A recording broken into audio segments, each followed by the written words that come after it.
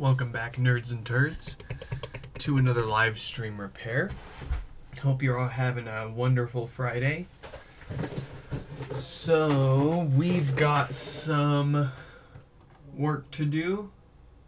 We've got Gerald, who sent their HomePod in yesterday, and what we got was not what anybody was really expecting. We had pretty severe damage to the side of the HomePod, right where the mic board sits on the inside, smashing that in, ripping the cables apart, denting into the amp, breaking parts off the power supply. We've also got quite a bit of damage to some of the rings here. This was able to actually just come right out. We didn't even need to unscrew it. So we're going to try to save Gerald here, get them moved into a new shell. They originally sent it in for no power, and we're going to see if we can't get all of this rescued. Hopefully we can, and then we don't have to deal with contacting UPS and going through a claim and all of that. If I can get this working again, the parts that we'll need to replace to get it working again are insignificant in cost, and I've got plenty of them, so. Alright.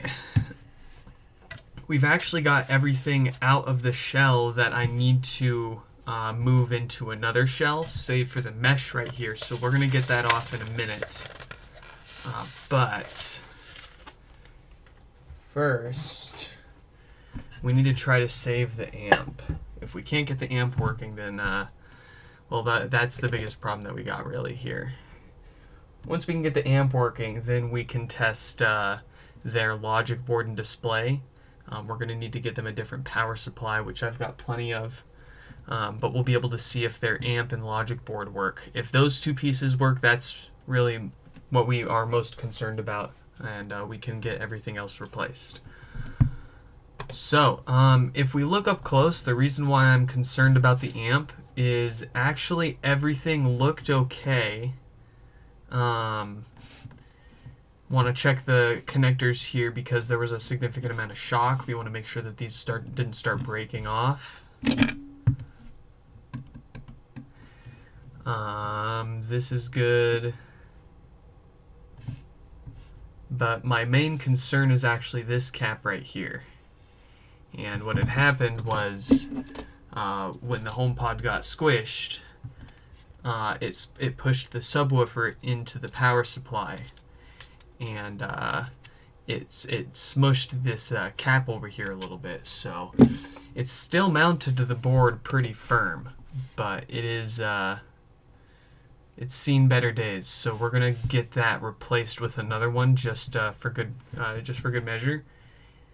And then the whole reason this thing came in was for no power, and we diagnosed it on yesterday's stream as being this diode shorting out and failing, like most of them. So we're going to replace the diode, and then we'll see if this powers up. First, let's get this replaced, and since it's already damaged, I'm just going to pop it off here.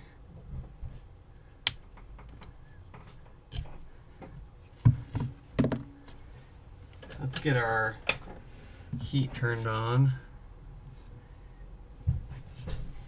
And I've got plenty of those sitting around that I can harvest from another board.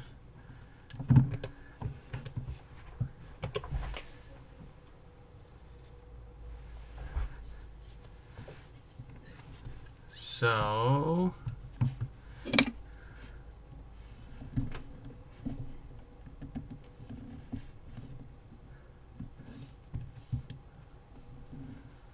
just getting the underfill out around the caps so it'll come off easier.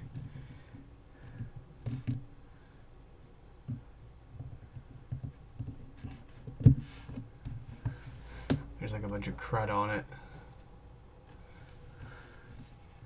that they use to glue these caps down, presumably to keep them from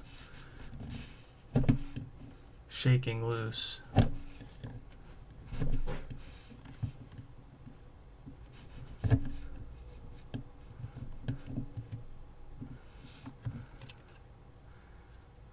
Okay, that should be good enough.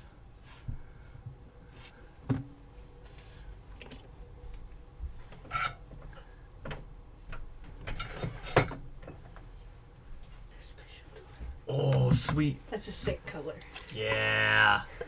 We'll get to dye their, I forget what their name was. I think it was,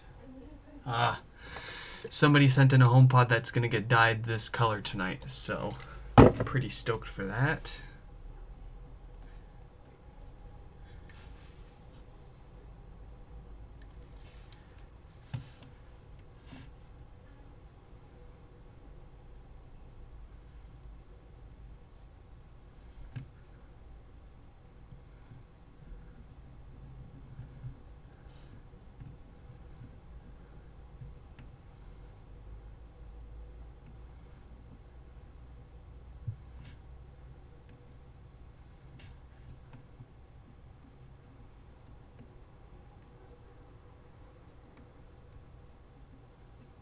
Okay, I just put a little bit of low melt solder on there. That should hopefully make this a little easier to peel off the board.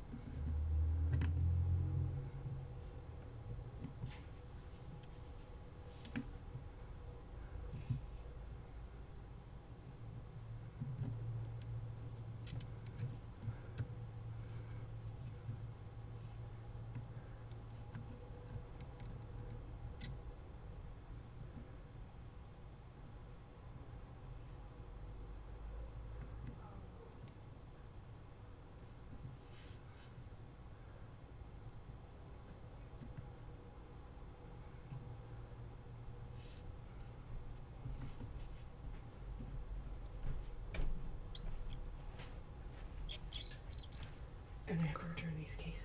Why? They have screen protector. I know, sad. I'm upset.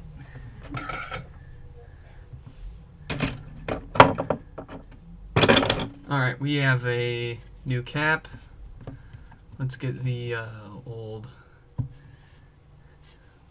folks off there.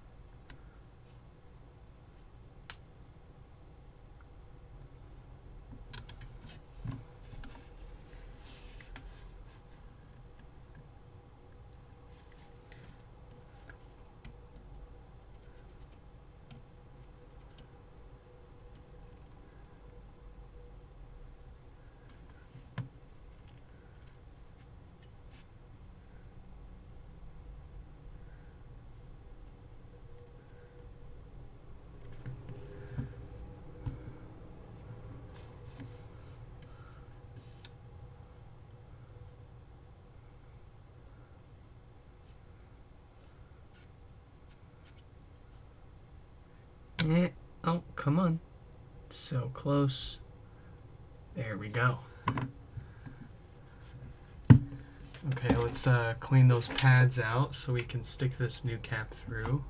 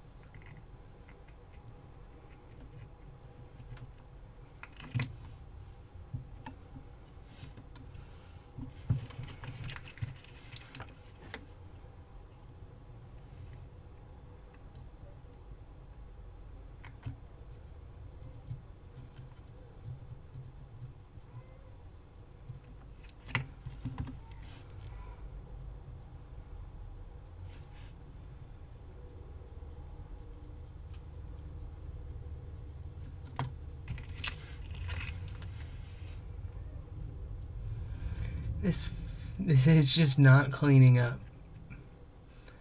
I'm about to just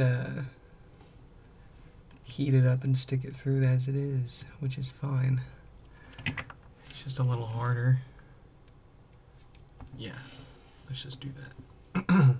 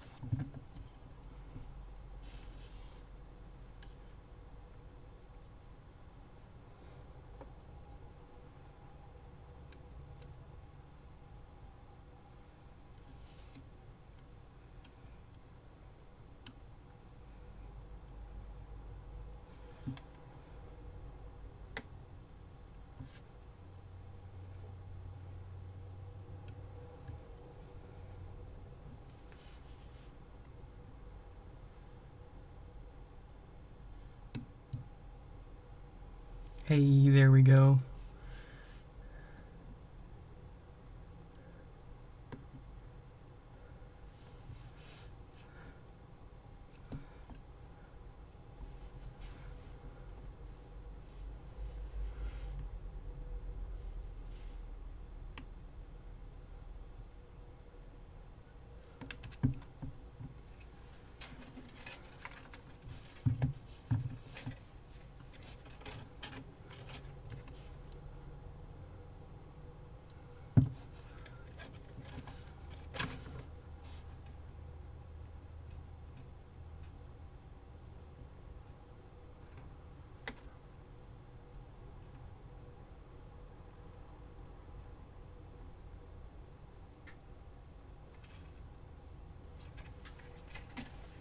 Okay, so we've got that old dented cap replaced.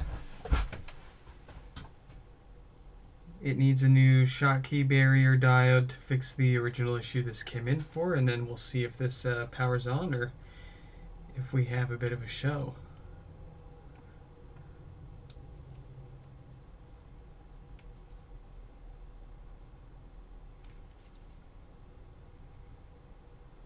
Just a second.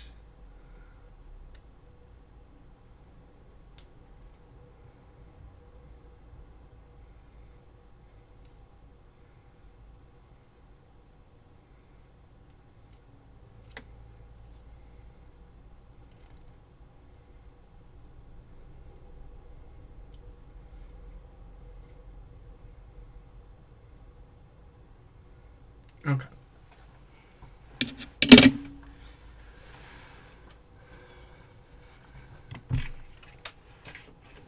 Diode time. 1748K on that one. We already diagnosed it as bad yesterday. But for kicks, we'll go ahead and do it again. Very good.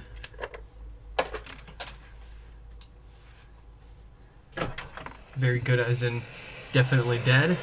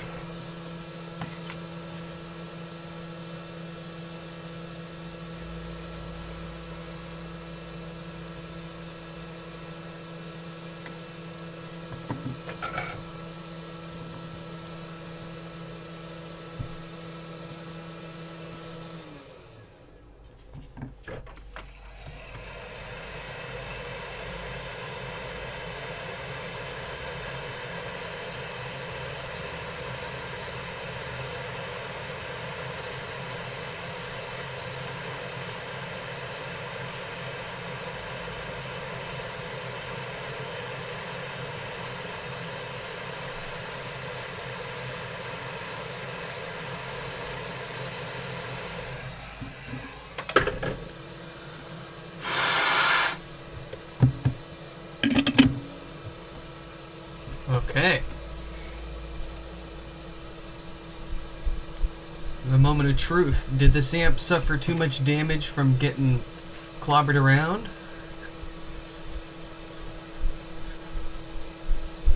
Or is it saved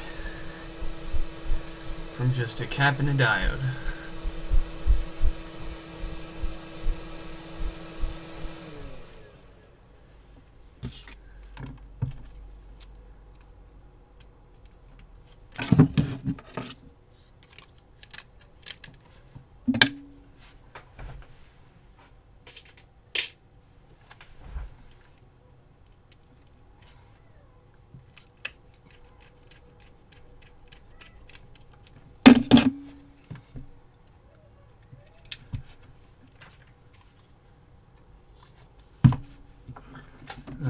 Okay, fingers crossed, eyes closed.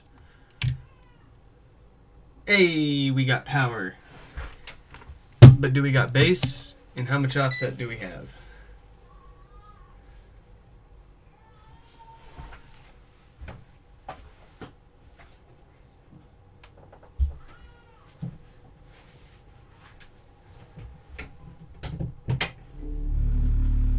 Ooh, sounds great. Offset is excellent at around 2 millivolts. So this is looking good. Amplifier is still working. So now let's find another shell to put this back together in.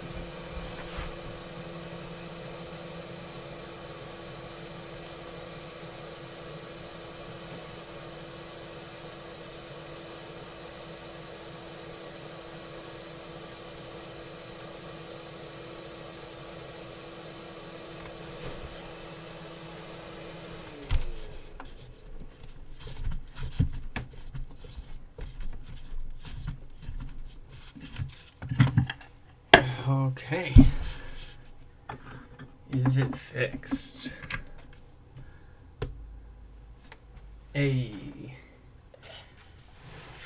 So we went from that to this.